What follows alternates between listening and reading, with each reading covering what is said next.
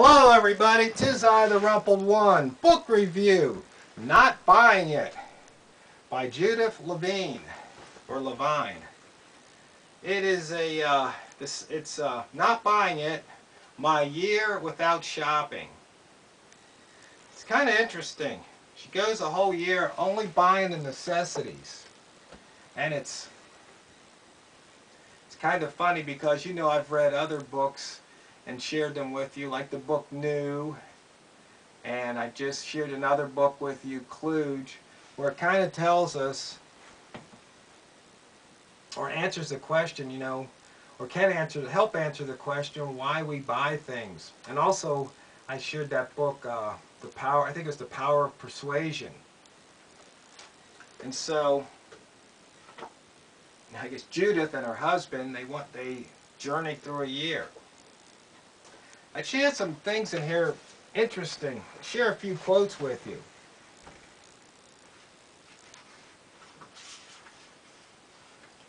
Page 37.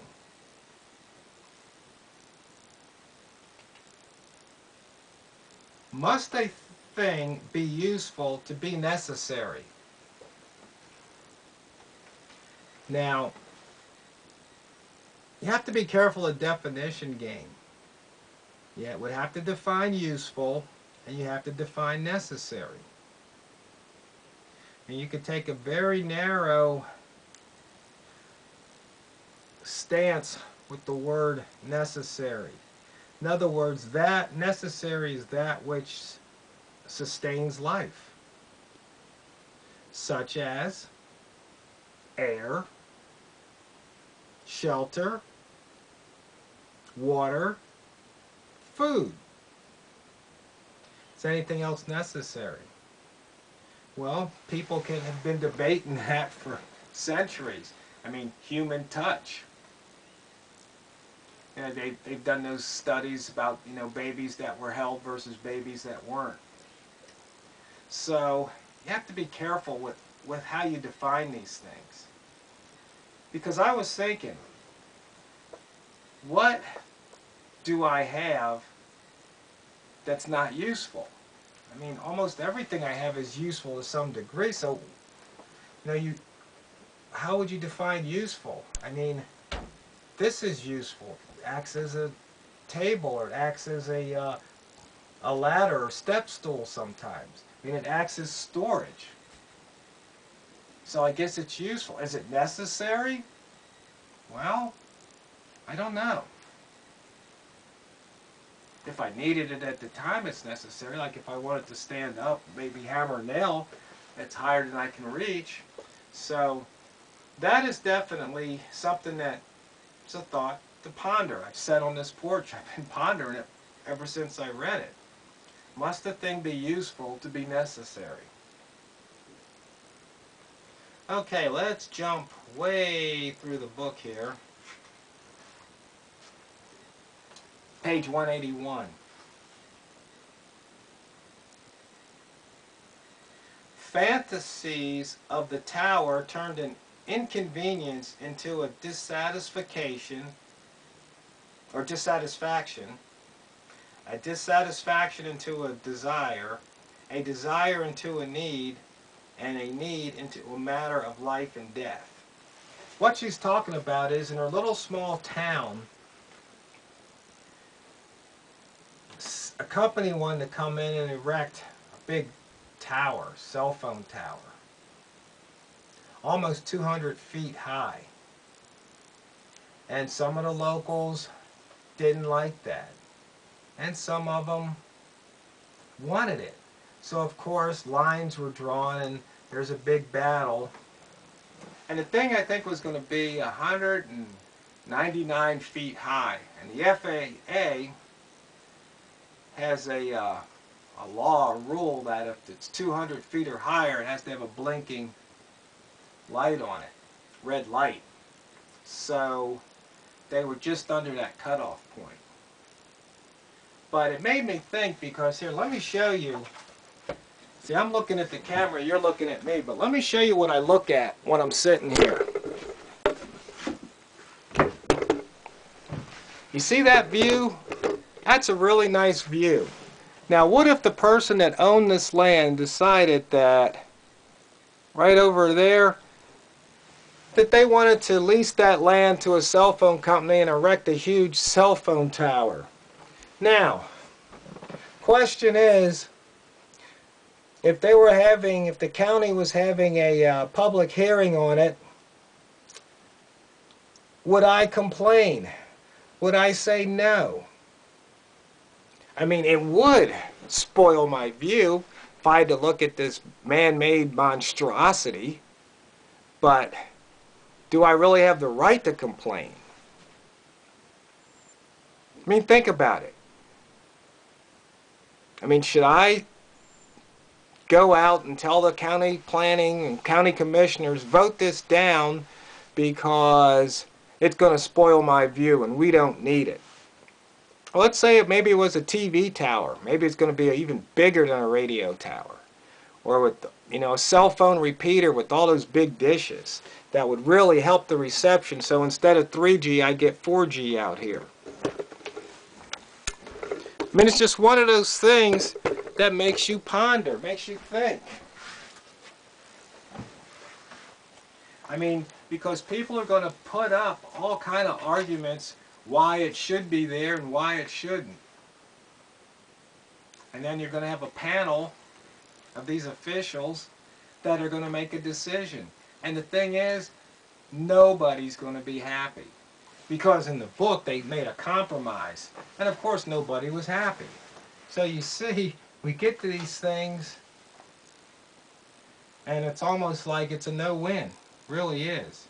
Now the question is, what does that have to do with purchasing things? Well, it's about the decisions and why we make them. That's why it's relevant. Okay, here we go, page 220. Now this is, let's see. Sharon purchased a DVD player also for herself. I already got one, she says, but it was $19.99, so I couldn't afford not to buy it. The act of spending in order to save, whether you need the thing or not, is called spaving. Well, I learned a new word there. I'm a spaver. I mean, I talk about buying all those knives, and my friends give me, the different caps and the amount of t-shirts and jackets, even though I try not to buy it. Okay, yeah, I know I did a video a couple months ago. I bought a Machete Junior, and then I also bought that little Gerber multi-tool because I found one on eBay for $7.50. So I'm guilty of spaving because I saved money because the new one was like $14 or $15. But it's just one of those things. Now that I know what it's called, I can say, wait a minute, you're getting ready to spave. Don't do that. I mean, it really is kind of funny when you think about it. I mean, you got to be able to laugh at yourself when you do idiotic things like that. It cracks me up. I mean, you just have to learn to laugh at life. Okay, finally, page 248. No matter how far off the grid a person wanders, she still resides in a culture. Human cultures are held together with speech and touch, ritual, religion, and law. These immaterial relations are made of material things. Things plus relationship equals exchange. Exchange comes in many forms: gift, barter, theft, and mostly in the form of flat plastic or colored paper in return for shaped plastic, and paper or plastic wrapped beef, sugar, sweaters, or software. When I joined Voluntary Simplicity, I worried that I might encounter an authentic self who was a shopper. A committed shopper I may not be, but I am a consumer because I cannot not be one. So, to be part of society, you have to be a consumer. I mean, almost to be part of life, you have to consume. I mean, because consumption's not just what you buy at the store. I mean, I consume rainwater off that roof, goes in the tank. I drink it, I wash it, I flush with it, I bathe with it. So I consume that resource. Consume air when I breathe. I consume things out of the earth when I plant and harvest my crops, and the potatoes, tomatoes, etc. I guess even when I wind up at the thrift store and I get a free shirt or a free cap, I'm consuming. So you really can't not be a consumer, but what you can be is you can be a wise consumer. You can be a conscious consumer. So you don't come home with a truck full of stuff and go and scratch your head wondering why you did all that. Sometimes you can put off a purchase for a day or a week or a month and say, do I really need that? Do I really want that? Once again, wants, needs. Is it necessity? Is it useful? I mean, now when I go to the thrift stores, I really do make an effort to avoid the coat aisle and the bag aisle and the cap aisle.